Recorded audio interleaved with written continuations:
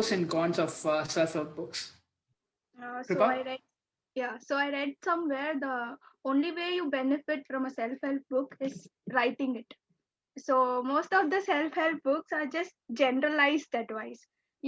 It mostly starts with like, I was like this, I was so bad at this, and suddenly I did something, and then now I'm better. So you guys also should do this. These are the rules that you have to follow to become a better person like me. So it is so generalized. It's just so personal experience. If something works for me, it is not going to work for someone else.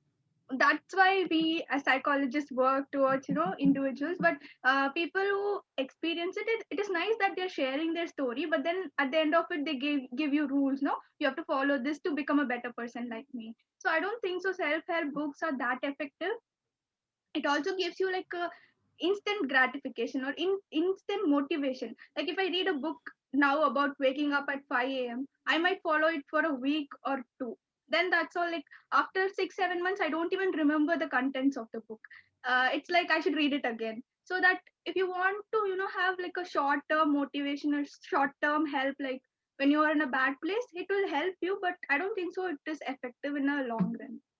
You do make a very good point, and I do want to add one thing, which is sometimes like when I read self-help books, what I do is once I finish reading the book, I either listen to interviews from that person or maybe join a Facebook group who talks about that book, because that like I get to like see it repetitively again, and because of that.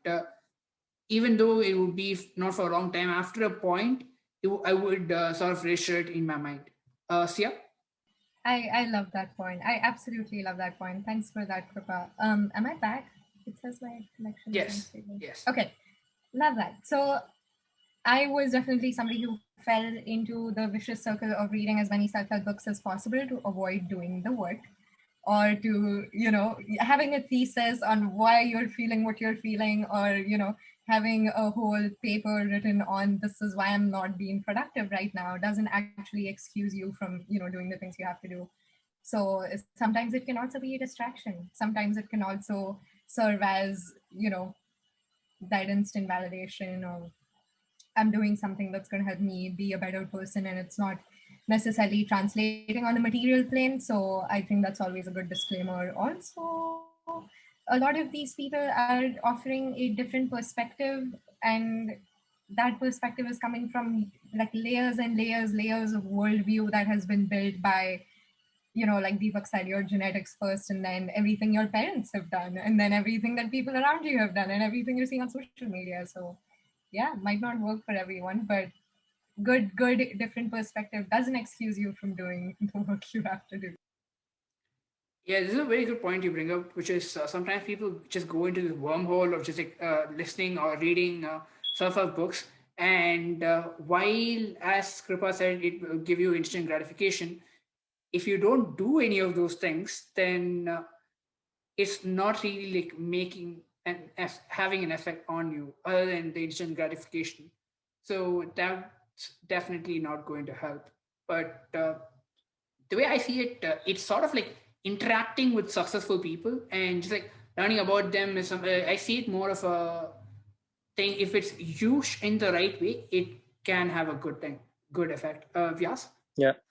Yeah. So I'm have a slightly different take. Just like how we said, you need a positively balanced self-image, positively balanced image, like an optimistic image versus a realistic image. So it's kind of like that. It really depends on the person. Let's say someone let's there's this can we can there's actually two different subparts to this question. So there's self-help content, self-help books. So the people who are committed to reading books are a very small fraction of the entire population. So, and the people who read books, I think, in the sense that they're more willing to put in the work in terms of recalling that and putting that into action. So you have to tie what you read to action, and picking up a book is itself an action, a time commitment. And watching a video is different because you're just randomly clicking 5-minute videos, and your memory lapses, your concentration, you're distracted, things like that. But with a book, you can't do that. You got to read the book, and you can't be doing 10 different things when you're reading a book. So when it comes to self-help books, so the people who are picking up books, they have some sort of goal on why they're reading the book, why they're buying the book, or why they got it from the library, because that's all an investment. Reading, looking at videos, that's something you already have on your phone. You don't need to invest in anything, not even 1 second of your time. Comes to a book, they're putting in the effort. So I feel like they are more willing to follow through and tying that to action, recalling, and things like what you did, actually. So writing it down and seeing how to like. So in those ways, self-help books and self-help content is different thing on Instagram, YouTube. So that's a whole different, we can have a whole different talk about that. But when it comes to books, since this question is about books, so the way I view self-help books, so so there's personal development books, and I like reading autobiographies. So I sometimes view autobiographies as self-help books. So there's a couple of books I wanted to mention. So there's one written by this guy called Seneca. So he was a king, back in Greece, and he wrote these list of 124 letters. It's called Letters to Seneca. And so there's one particular one which I keep going back to. It's called Meditations. So you can find all that in the description. So it's a really good letter, because in the sense that he was a king, and he was living the life, because it was his genetics, and the family was born into was such that he was in a very privileged position. So what he used to do was he used to just not eat. He used to just live like a pauper, and just put himself in those situations and document those experiences. So it's not like he was bragging about it. It was just he was writing about it, because that's the only way to keep themselves keep that story going, or keep a record. So that was a really good book. So I view that as self-help. But if you look at this strict definition of self-help now in the 21st century, it wouldn't fall under self-help. It would fall under autobiography in a different section in the on Amazon or a bookstore. And another book is Playing It My Way by Sachin Tendulkar. So there's ways you can idolize and take it to the extremes. So I'm not trying to like idolize those people or bring. So I'm just trying to say, like, books like autobiographies can help with people who can derive some meaning from that. So I learned a lot from that, and I was able to connect with old friends, people who I didn't end on the right note. So things like that. So that is action, like doing something that you can correct yourself if you have remorse. So bringing that into action, like bringing righting a wrong some way, that can happen with self-help books. Again, in some cases, not always. Okay, so I just wanted to appreciate what Vyas said. I also am a huge fan of Seneca and his philosophical writings. I've found generally that Roman Stoic philosophers like Seneca and Marcus Aurelius, Epictetus, what they've written about virtue and how they look at the world, it may not be entirely applicable to my life, but a lot of it, whether it falls into the self-help category or not, I don't know, but it has helped me find peace in life about things that I had for a very long time struggled with.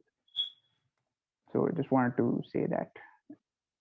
Just real quick, I wanted to, I guess, reiterate Kripa's point that self-help books could help in the short term. I know that like a couple of years ago, I was feeling really terrible, and like even the smallest inconvenience would break me down. I didn't really like see a lot of point in like what was my future going to be like, what was I going to do, who am I, what am I supposed to do, what is the meaning of life. So I was feeling really bad, and at that point I picked up a book by Mark Manson, title of which I will not say, and it can help in the short term, but I think the more enduring factors, like I don't remember everything from that book, I just know that it helped me in that moment. And more enduring things that would be self-help are kind of like mottos that you come up with based on experiences in your life. Like I have this ongoing phrase of like expectations lead to disappointment, and that helps me deal with every single situation that I ever get disappointed in. Or I have like an acronym of like DEST, drink water, eat well, sleep, and manage your time. And like that helps me too. So coming up with things based on your own experience might be more helpful and enduring than reading a book. Thanks for watching. If you liked the video, make sure to like, comment, and subscribe. If you'd like to see more videos on the topic, make sure to check out our playlist where we answer more questions. We'll see you next time.